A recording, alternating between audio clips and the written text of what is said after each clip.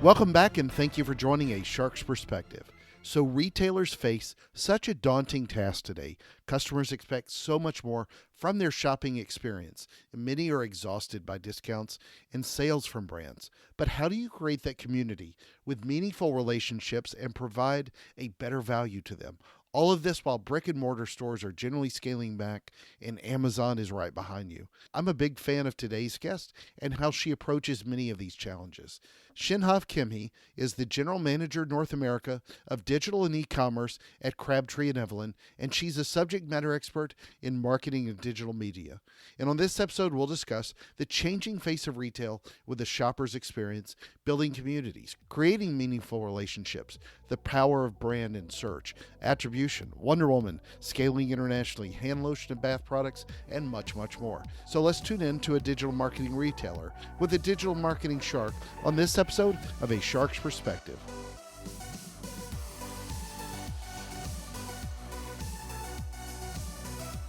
Shenhav, thank you so much for joining me today on A Shark's Perspective. So tell the world a little bit about your background and your career today. So, first of all, thank you for having me here Of on your course. podcast. Very excited. My background, I started as a storyteller. I think, it's the most important thing to say about myself. Communication consultant, and then I worked with Facebook and Samsung and like big tech companies. I think this is where I fell in love with marketing and in general understanding the customer journey. It was back then in Israel and now in New York for the last 5 years, loving it. Currently leading the team for Crabtree Evelyn in North America on the breach of rebranding. And super excited about it. So growing up as a little girl in Tel Aviv, you learned from a life in the Middle East, and then did you serve in the Israeli army as well? Of course. And then you came to America and said to yourself, I need to work in soaps, lotions, and bath and body products. But Something relaxing. something relaxing, good, good. So, in all serious though, what kind of challenges and differences though do you see in the U.S. market versus the Israeli e-commerce market? There've got to be some pretty distinct differences that you've seen as you made that transition. Oh yeah, I mean, I think the most significant difference is the demand or your ability to scale. Israel is so small, Yeah, so for us, digital marketing is just like posting something on Facebook and everyone's going to know about it. yeah, Targeting or segmentation is not even an issue because it's such a small country. While moving here, U.S. is the, I think, capital of commerce. Very smart shoppers, and the first year was pretty tough. And I'm not ashamed to say that it was really hard understanding how consumer good works and perform here in the U.S. So. Starting from the social approach, which I already took from Israel, was a great way to learn the customer, to learn my audience. I think another significant difference is, in general, how Americans are looking at brands. So I think the brand story great is point. very important here. Brand story, brand added value. It's really beyond, and we'll talk about it, I'm sure, a lot beyond the transaction. It's more about how do you experience the brand and how it makes your life better, which is a question I ask myself every day. How can Hmm. I make my customer's life better? Thank you. That's a great attitude to have to start. So, Crabtree and Evelyn has corporate offices all over the globe in the UK and Singapore and Germany, Malaysia, US, Australia, and I'm thinking about some of the beach locations. I'm envious just because of the scuba trips I could make on corporate visits. I mean, I like lotion and bath products. I think at least I could for a good snorkel. But when you talk to your counterparts in various global markets, what kind of challenges do you face collectively when looking at all of the markets combined and then individually? I mean, it's a very important question. You know, we have our yearly meetings with everyone, Sure. all the teams from all over the world. And I think the market that I was intrigued by was actually China. So China Yeah. are really ahead of the trends here. And it's so beautiful to see how they're developing storytelling, social life there. And I really think, I learned a lot from other markets. It's really the benefit of being part of a global company, being able to actually check how some of our strategies working on other customers, other cultures, and it's just uh, the best way for me to A/B test on my specific customer here in the US. And I think being ahead of the game is something that we all want to do. And the competition here in the US is just crazy. Hmm. China is really impacted, but by what we are going to do here. So we're all really connected to each other. So I think the impact was beautiful to see. Although they're so progressed, they're still looking up to the US in terms of brands and in terms of trends in general. I think the dissonance here really helped us understand how to build and formulate a strategy that's going to fit a global brand within a local market. And this is where we're definitely going. I think the most interesting thing in China is that that they are beyond the level of, we moved from shopping in retail, brick and mortar, to e-commerce online. For them, online now is just a tool for transactions, but all the interaction and the engagement is taking in other places. So it Yeah. can be on influencers, it can be on blogs, it can be offline, online, but it never like on the site. So the e-commerce site that we know as for now going to change dramatically based on China Yeah. trends. So then, what are your biggest challenges in this space? I know, especially for your brand, you've been doing some interesting things, with your ecom channel versus the brick and mortar stores, and I know one of the biggest challenges in the space is really how, especially for millennials, how people are looking at the experience going into retail locations versus actually to your point about how China looks at e-commerce. I mean, it's more of just a tool to buy the product, but really what they're looking for is the experience once they go into the store. Taking all of that in, what are some of the challenges that you face, and talk a little bit about how you're approaching e-commerce today.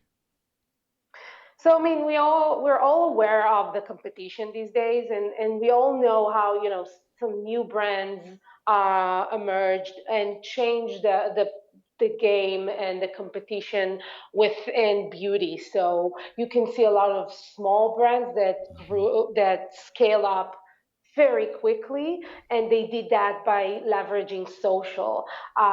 Now social became a very competitive space because everyone's trying to do the same thing, right? To live through social. Hmm. And the biggest challenge is making sure that the brand values that we worked on and we believe in, and each person on my team is representing, are being translated in a way that will allow our customer not just to engage with us, but also to participate. And we are planning to overcome this challenge by being very local oriented. Yeah. So we're building city pods, and the retail space gonna transition from a transactional place to an engagement experience place. We're planning to building from the bottoms up, engage with the community, participate, and let them be more than just ambassadors, but really part of who we are as a brand.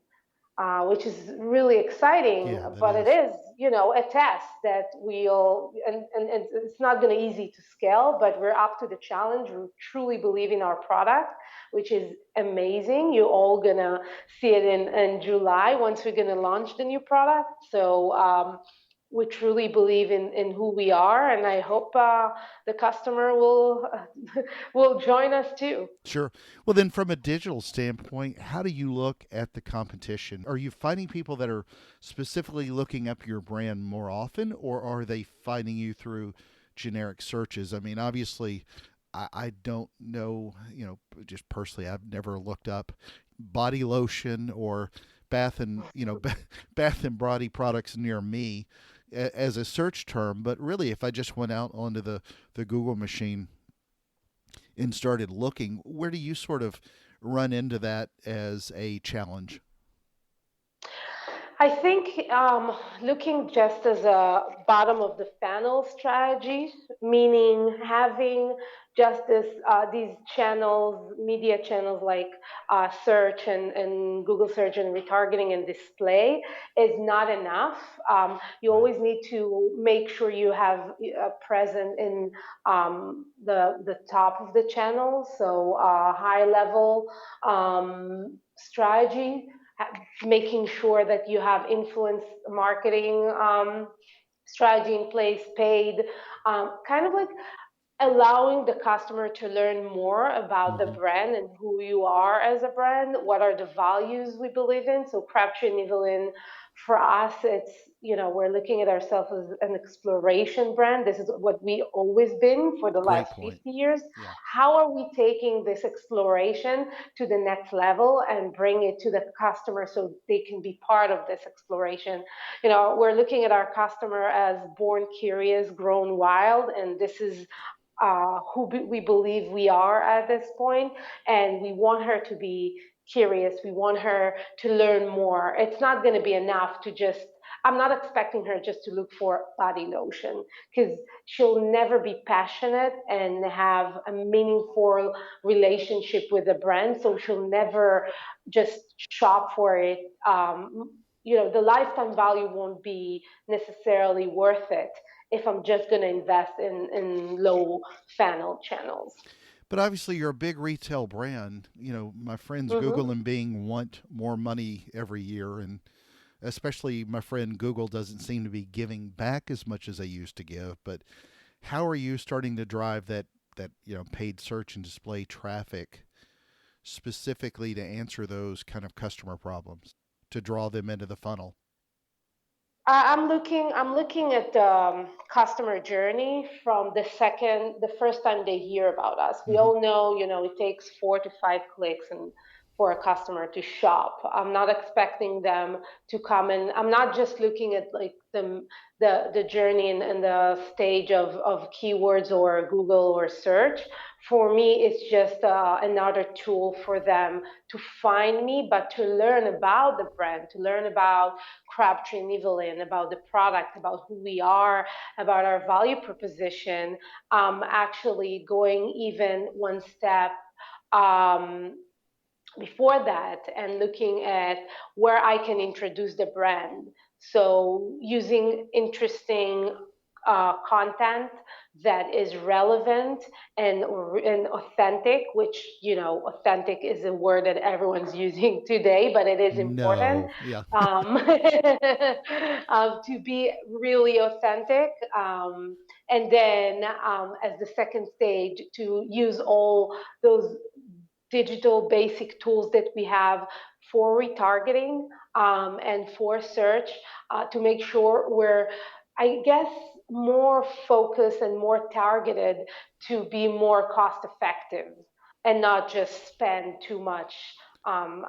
For example, I'm not really investing in non-brand words, keywords Yeah. at the moment. Right. The competition is insane. There is no added value. It's really hard to convert a customer just by showing them a bottle of body lotion or hand care. But if you're gonna have an ad on Facebook and explain why hand therapy is important, and the ritual for your hands is something that should be part of your daily routine, then I have an added value for my Could not customer. agree more. But are you also starting to tell the story as well from a digital standpoint, specifically how Crabtree and Evelyn can fix that problem? And the reason why I ask, and I've spoken about this a lot of times, is the power of the value in your brand, especially as it pertains to voice search and how they answer those problems, is focusing more on just your brand. And you brought up a good point about being authentic, but how are you making it authentic? How are you focusing in on specifically to answer whether or not somebody has dry skin or whatever the ailment is? So the way we're gonna start again, we're gonna have relaunched just in July, so everything is theoretical now. Sure. Um, Currently, we are selling to our very devoted, amazing customers, but we do want to expand and offer more than what we're offering now. So the way we're planning on doing that is creating meaningful relationship with communities. Yep. Um, Not just telling them come and shop because it's really good for you, but letting them tell the story and asking them what they care about, what they want to hear, what they're missing. I think the question, asking yourself, how can I make their life better? What is the added value for them? We're looking at exchange of relationships and needs. So how I'm giving you this product, what can you give me back? What you can teach me back? I think it's the best way for us to also collect data and information straight from the people and the customers, and at the same time develop a product that is for them. Um, we're going to move away from just pushing our own product, but building more of an experience. So in our space we might going to have other products, or we might going to offer collaborations with other brands, and it's all going to be based on what the customer wants, and look to do, how can I make their lives better.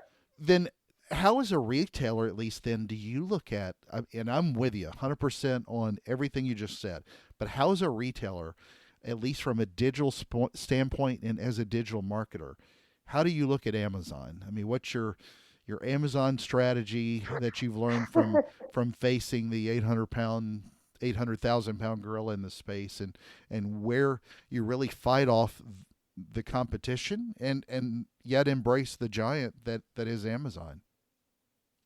Well, if you can beat them, join them. Exactly. I'm not gonna try and say, yeah, we're in, but it's a. I know it's hard to say, but it's a love-hate relationship, because Sure. eventually you're selling Amazon. It's just a very uh, complicated platform for retailers, and we're facing that every day. It's just there are rules that you need to follow. It's really hard for a brand to really shine on Amazon. I'm looking at Amazon as a search engine. Yeah. And I think this is the way any brand should look at Amazon. So for me, Amazon is exactly like Google. A customer will come, will search for the product, and if they feel it's better for them to shop on Amazon, I'm more than happy to allow that, because I want to make their life easier. I want to make it easier for them to shop. And if this is the place they feel comfortable shopping, so great. It is a transactional place. It is a place where you search for brands that you know. So I'm not expecting Amazon to be a brand awareness tool, and I'm not trying, and I'm not gonna just say no. I'm not. Amazon is not a great tool for me, because it's not true. We cannot avoid another seller, option to reach to our customers that are all around the world. Yeah. Great point. So you have a product that is often bought by and discussed by women. I know you You described her as wild Now and curious. we're definitely going gender neutral, and you can see that. I'll send you our new product once we have that, so you can try. But it is going to be gender neutral, and all the scents are going to be more complex. The texture going to be different, the quality, and I think it's going to fit both women, men, and others. Well, you described her as what? Something wild and curious. Oh, we're looking at them as born curious, grown wild. So will born Um, curious and grown wild apply to men yeah, as well? yes. All right. Well, perfect. Why not? Well, as long as you got ocean scents, I'm You're good. an adventurous, so think about it. We're looking at them as you know, an animal, a social animal that is want to interact and want to explore and is Sure. very curious about the world. How have you looked at social as a space, to air quotes sell into as a channel? I mean, obviously, something with your brand does well from a conversational aspect where people are talking about it online, but how have you sort of leveraged paid social as well when you start looking especially at all the Facebook lead ads and things like that are starting to pop up? I don't believe that paid social is enough. I think organic, we all talk, marketers are, we keep saying organic is dead. Yes, it's dead. You're paying for anything these days, but I think organic is where you tell the story and how, someone will pay for the book, but it's all about if they're going to read it or not. Yeah, So maybe the ad going to be where they pay, but then how can I tell the story and the story of the brand and the story of my customer through social? And this is what we're trying to do. And we are going to do it with our leads. This is how we're going to call our ambassadors and influencers that are going to be experts in different um, they'll have just different interests. And of course, within our team, we're building a very social forward team locally and globally. We have some amazing people already with us, so sure. it's great to see. So have you done much with influencers? I mean, that's where everybody's, especially a lot of CMOs, have poured money into heavily in the last few years. Are you interested in having an influential shark with tough skin promote your bath and body Yeah. products, or in all seriousness, is that something you've really had a lot of success with? I think what's when we need to remember about influence marketing, when it just started, their power was more significant than these days. So the huge influence, the mega influencers Hmm. versus mid-tier influencers or small influencers are more effective these days because Absolutely. they're telling their own story. Yeah. They're very authentic, and they build a community that is more devoted. I think it's also about controlling your community. When you have millions of followers, they're so diverse that it's really hard to be targeted and focused on the right. With the right story. It's really hard to tell a story that will be relevant for the community around the influencer. So what we're looking, and if you are listening, you influencer, we're looking for partners. We want to look at influencers as long-term partners, and this is where we see ourselves as a brand. So it's not just going to be sending product, posting, and that's it. It's going to be a beginning of a relationship. Could not agree more. And I've spoken a lot about influencer marketing, having worked with a lot of influencers, been a small one, and having worked on a lot of campaigns with them over the years. I think another thing that's important, I'd love to hear your take on, as well, is really for a lot of the mega influencers, you were strictly investing money to build up their channel, and that was. For a lot of people, it was you pay them to post. They post it on their Instagram feed, and then it gets lost with the gazillion other posts they may have.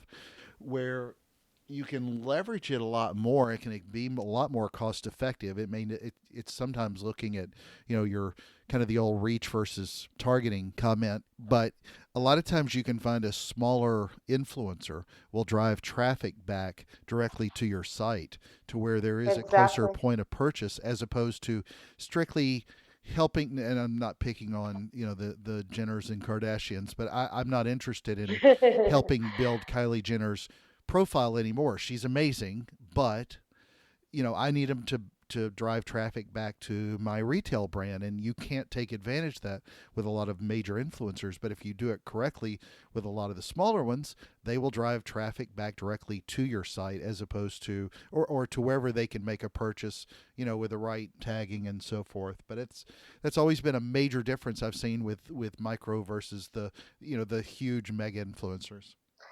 Yeah, and I think it's a change that everyone's experienced these days. So I just noticed this one brand that they named a collection after an influencer that really represent their values and who they are as a brand. And I'm a customer. I was really intrigued by that because it was really authentic. She made all the photo shoots, like she did everything. She was really involved with the Yeah. collection. And for me, it was just great to see how they're more of business partners. So it's fun. Like it's not that you need to avoid working with influencers. You need to understand what is the relationship there and how can it be beneficial for both sides and how where is the added value in the relationship. Agreed. So, what's your opinion then on where are you sort of leveraging video to work best for you? Is it in the TV space? Is it strictly on a YouTube channel? Is it on some sort of ad feed? How do you sort of look at video? So, of course, videos are very important. We all know that. We're looking at stories now on Sure. Instagram, and I think this is the best way to leverage videos. It can live on any other platform to drive in traffic, but I think it's more of an engagement tool.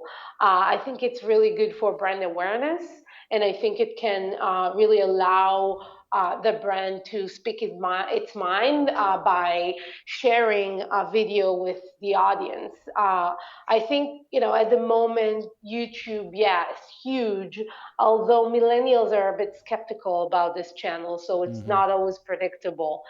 As a marketer, I love A B testing, so I always A B test, which usually best to do in within like 3 months of tests and a very robust strategy around it, and then to see what channel fits the brand. So I can tell you that the previous brand I worked for, YouTube was just incredible and worked wonderful, while another brand was just failing on YouTube.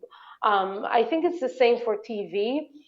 For me, these days, advertisers on TV are kind of like missing the point of targeting, which they can be done with smart TVs. And I don't see how they are leveraging that at this point. And if I would go for TV, I would definitely look at this option of more targeted videos for my community based on interest and on the customer profile. So then I'm sure, as you know, there are different channels that you work with. There are different paths that people take, different timelines they take. If they're making an auto purchase, then it's a certain number of touches. If it's education, another. If it's retail, then depending on the price, that can be an impulse buy, or they need the traditional 7 touches, so to speak, of ads that we so often heard. As a digital marketing director in the e-commerce and retail space, when you look at attribution, how do you view it, and how do you measure out your content and your channels? I think the best way to explain it is by explaining the difference of what I used to do. When I started as, like you said, director of digital marketing, and then I moved away to leading the team in a different direction. So we're looking at attribution a bit different, and we're looking at the channel in a more uh, less robust way, I would say. So the strategy is more an omni-channel strategy Yeah. where media and marketing, the online marketing channels are just a small part of the investment and the marketing mix. I think we want to meet and touch our customers in different points, like you said, but we need to address every customer differently. And we can do that by creating personalization and customization. And it's something that we are going to do and invest in the next quarter for our brand. And I think we already see that through AI, which is another way to create personalization. To make sure that we are serving the customer the way they want to be served. So, what's your advice to marketers in general, especially as they look at their strategy, their digital strategy? You know, they're worried about losing market share. What are the efforts that they should be focusing on today in digital and e-commerce? For you, I think you've elaborated well, especially on building that community. Different ways of being authentic and telling that story. Is that sort of where you would keep your focus, or is there something else that we need to consider? I think that I would, in general, community maybe could not fit every brand, although I do see it being developed for different brands too. I think it's more the focus about experience, letting go of the conventional methods, Thank you. be more be more brave. Making mistakes is fine. My CEO keeps saying that it's fine to make mistakes because you're trying. I think trying different ways to engage and allow your customer to participate and not just observe the brand in any way you think is fit your specific brand. This is what the best tip I can give any marketer these days. No, it's a wonderful point. So, Shenhav, not a lot of sharks in the East River unless they glow in the dark from the pollution. But since the kids call me Shark, ergo the name of the show, I have to ask, what is your favorite kind of shark and why? Favorite shark? I think I'm more of like whale person. Good. Uh, I told you, I'm so proud of you. You swim with sharks, which is just show how brave you are and you live up to the values of Crabtree and Evelyn. So I think I would say you are a great shark to me. Thank you. Very inspiring. Just fell in love with you all over again for that because most people call it stupid. I call it fun. But No, no, no. I call it brave and different, which I think is just being unique is important today. Trying new experiences is important. agreed. Well, Shinav, it is that special time in the show. Are you ready for the five most interesting and important questions that you're going to be asked today? Oh, yes, shoot. All right, here we go. Number one, Gal Gadot or Natalie Portman, Natalie Hirschlag, Uh, although The Professional was one of the greatest movies of all time. You got to consider a superhero with her magic lasso. So, what's your pick between Gal Gadot and Natalie Portman? I'm proud of both. Personally, I think Gal Gadot is an Amazona, a real one. Yeah. Israel is a very small place, so I know people, and she's an inspiration to all of us. Just dreaming big, she made it. Well, So very she proud of served in the Israeli Defense Forces, so her, of you got to go course. with. All right, number two, brick and mortar retail, where you have roughly 200 locations worldwide, or e-commerce. If we're looking at brick and mortar as is, definitely e-commerce will allow me to tell more stories and be more personal with my customer. But ask me in a few months. Maybe I'll You change got it. my N- answer. number three, goat milk and oat soothing shower milk, or pear and pink magnolia uplifting body wash. Oh, I'm actually a rosewater girl. Okay. I would say the it depends. So the goat milk oat is something I would use for like a very dry season. It has a lot of nutrition and a lot of minerals, and it's very, very soft and moisturizing. Parent Pink, it's more of like what you're gonna wear for before a date or a meeting. The smell is irresistible. That is way more detailed than I thought through when scrolling through the website. All right, option number 1, paid search, or option 2, programmatic display and paid social. Paid social. Number 5, and the most important question that you're going to be asked today is biscuits or cornbread? Biscuits. Yes, biscuits. So, Shenhav, where can people find out more about you, follow your thought leadership, and more? So I actually have my own website. If you search Shenhav Kimhi, you can find it with some insights. And I think more than that, I would love if people just contact me. I'm on LinkedIn. Just write me. I'll answer back. Happy to advise. Happy to meet for coffee or wine, even better. And hopefully, very soon, we'll have our beautiful space where the community gonna gather, and you're all invited. Excellent. Thank you so much for being with us today on A Shark's Perspective. Thank you so much. It was wonderful.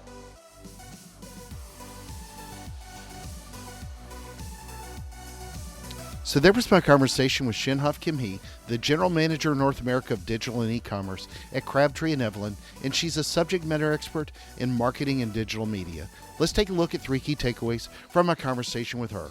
First, she's running into the same issue that so many brands and retailers are facing today. You've got to focus more on the experience than almost anything else. Studies show that shoppers, especially millennials, are looking for an experience. They're not just looking for a chance to go to your cookie cutter store and buy your product. You've quite simply got to let the customer learn more about your brand and differentiate yourself with your experience. And as she said, you've got to think about how are we taking this exploration to the next level. That unique experience is the differentiator.